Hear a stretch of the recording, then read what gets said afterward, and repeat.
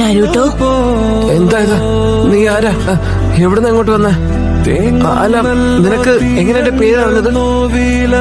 അത് ശരി, നിനക്കിപ്പോഴും മനസ്സിലായിട്ടില്ല. എന്നാലും നീ ഒന്ന് ഊഹിച്ചു നോക്ക് ഞാൻ ആരാണെന്ന്. നരുട്ടോ,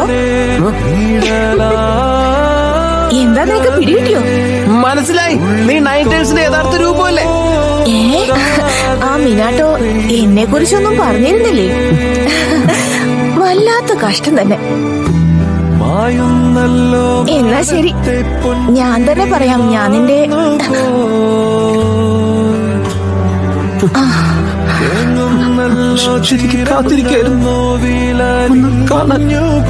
നീ ഇത്ര നേരം എന്താ പറഞ്ഞേ?